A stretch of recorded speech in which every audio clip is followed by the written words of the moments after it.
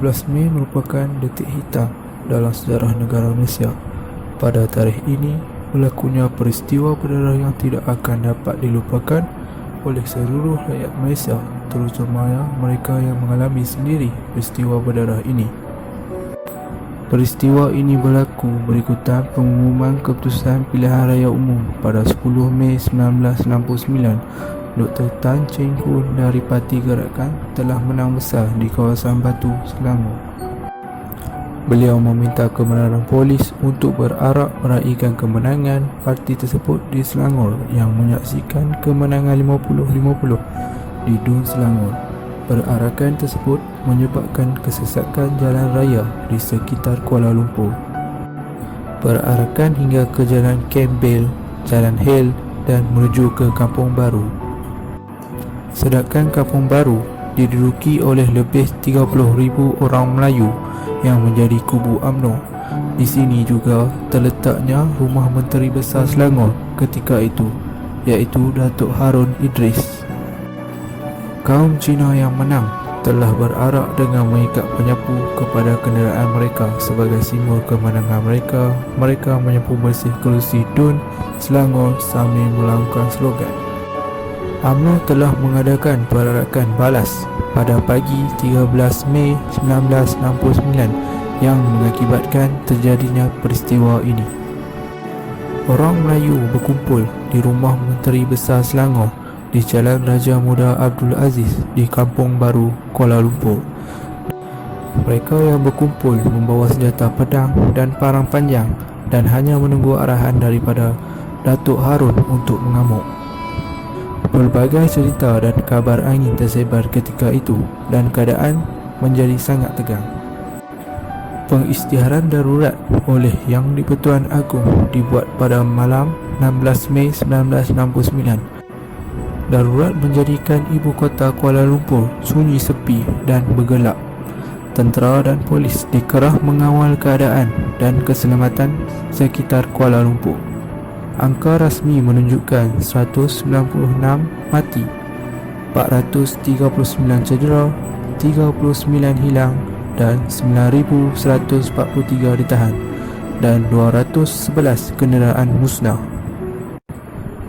Majlis Gerakan Negara Migran yang dipengerusikan oleh Tun Abdul Razak dan dianggotai beberapa pemimpin kanan negara dikendalikan hasil pengkongsian kuasa tentera, polis awam dan ahli politik. Sepanjang tempoh darurat, migran melakukan pelbagai tindakan untuk mencari punca dan penyelesaian supaya tragedi seperti ini tidak berulang. Antara tindakan yang diambil ialah membentuk satu rukun negara, memperkenalkan dasar ekonomi baru atau DEB dan lain-lain. Kesan daripada peristiwa berdarah ini juga kerajaan memperkenalkan sebuah kementerian baru, Kementerian Perpaduan Negara, kini dikenali sebagai Jabatan Perpaduan Negara dan Integrasi Nasional, bagi mengatasi masalah perpaduan kaum di negara ini. Hasil daripada titik peluh pemimpin-pemimpin negara yang terdahulu dan kini, masyarakat yang berbilang kaum di Malaysia pada waktu ini telah mempunyai sifat bersatu padu yang tinggi pada diri mereka. Mereka amat mementingkan sikap saling memahami dan bertoleransi di samping menjaga tingkah laku untuk menjamin keamanan negara.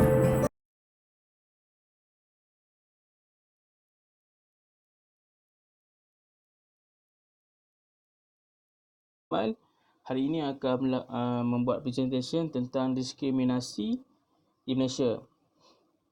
Okey, maksud diskriminasi ialah merujuk kepada pelayanan yang tidak ada terhadap individu tertentu, di mana layanan ini dibuat berdasarkan kumpulan yang diwakili oleh individu berkenaan. Diskriminasi merupakan satu amalan yang biasa dijumpai dalam masyarakat Malaysia. Ia berpunca daripada kecenderungan manusia untuk membeza-bezakan manusia.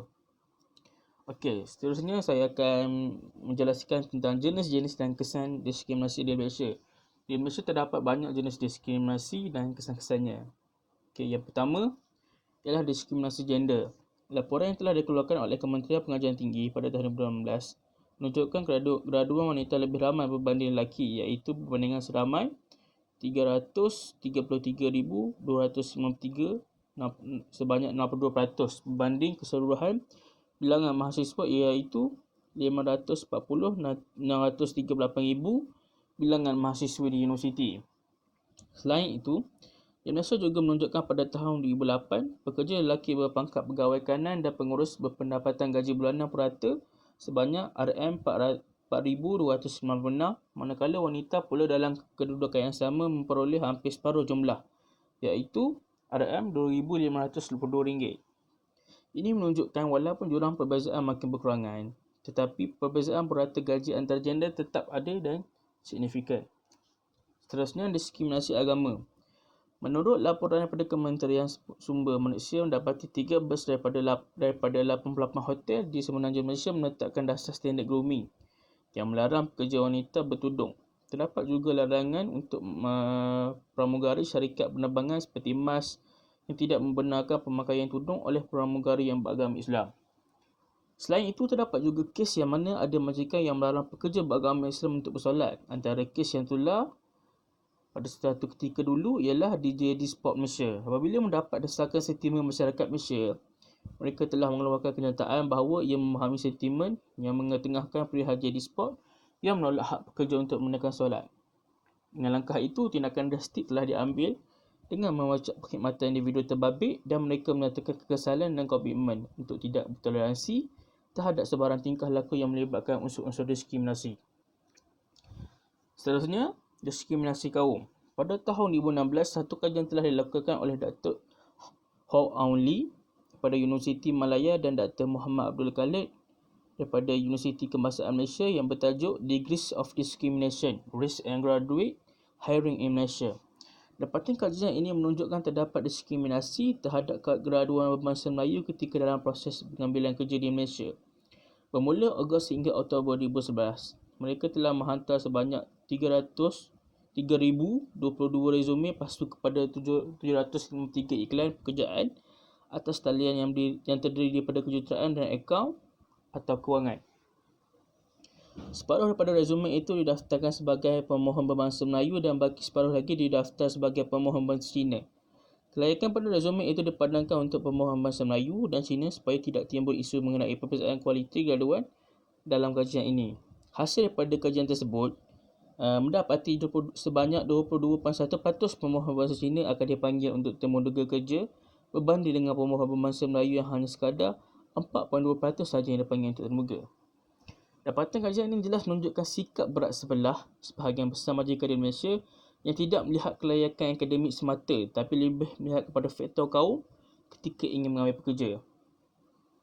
Seterusnya, diskriminasi dalam pendidikan. Diskriminasi dan ketersamaan peluang pendidikan wujud sejak zaman dahulu di mana kelas sosial masyarakat dan sistem feudal yang muncul.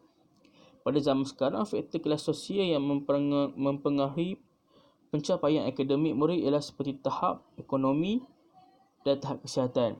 Perbezaan antara murid miskin dan murid berada dapat dilihat dari segi kemudahan mendapatkan bahan-bahan rujukan, kemudahan untuk mendapatkan rawatan atau makanan berkhasiat.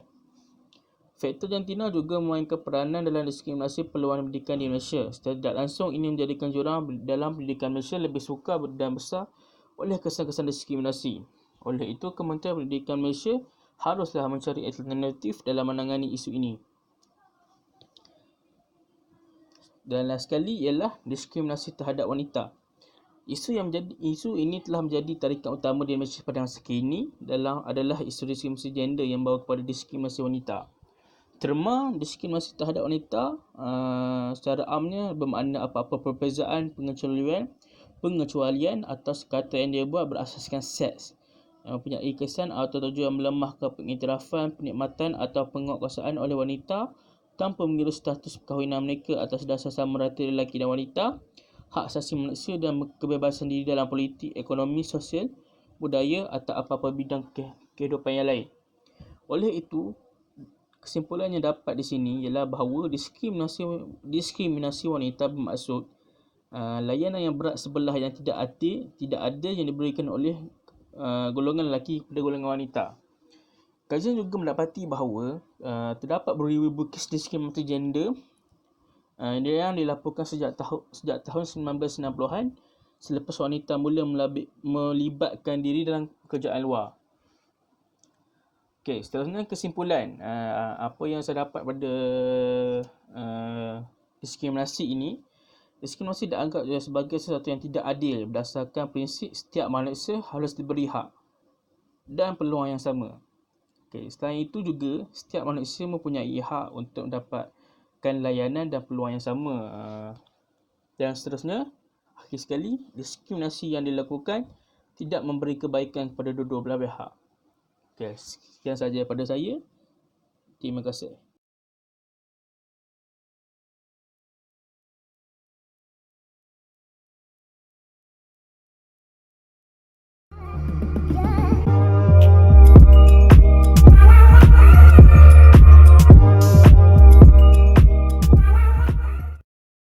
Negaraku,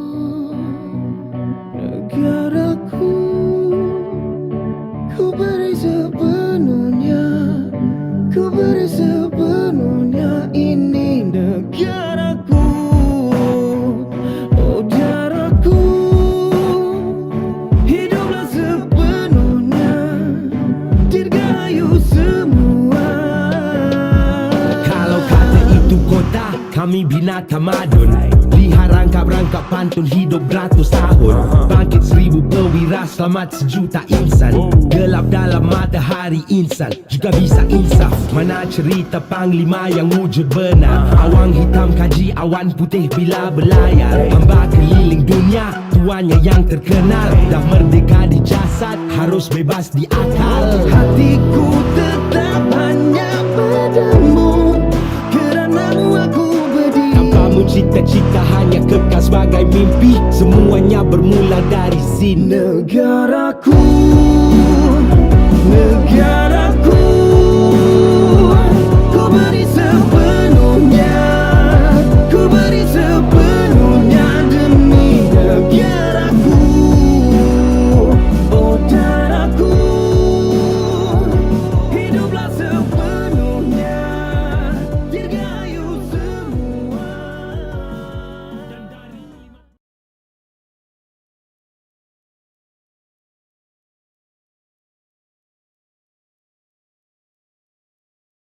Diskriminasi merujuk kepada pelayanan yang tidak adil terhadap individu tertentu di mana layanan ini dibuat berdasarkan kumpulan yang diwakili oleh individu berkenaan. Diskriminasi merupakan suatu amalan yang biasa dijumpai dalam masyarakat manusia. Ia berpunca daripada kecenderungan manusia untuk membeza-bezakan manusia. Punca sebenar berlaku diskriminasi ialah sejarah dan ekonomi. Sejarah adalah satu penyingkapan perasaan ketidakpuasan satu kelompok yang dianiaya oleh satu kelompok yang lebih kuat dan maju. Sosio-budaya. Faktor sosio-budaya merangkumi proses urbanisasi, mobiliti terhadap beberapa kelompok tertentu.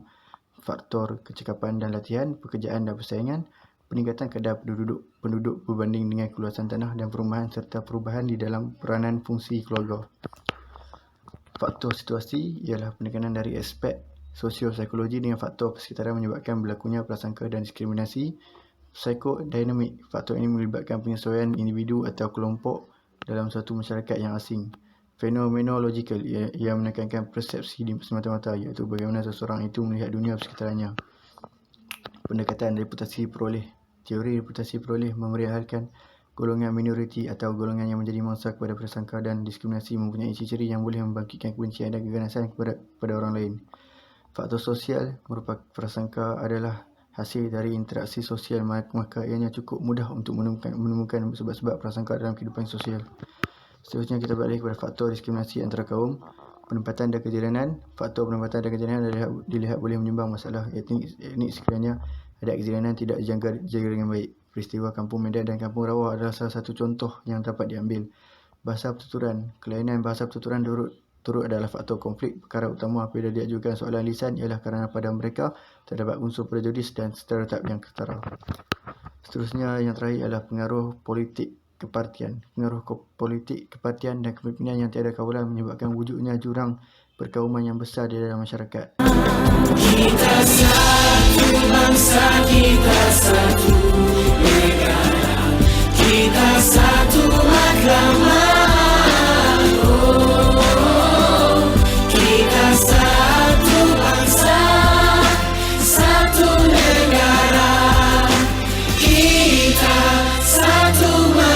Indonesia. Mulanya sekarang berjalan dan dilaksana. Seia, sekata, sehati dan sejiwa, membina masa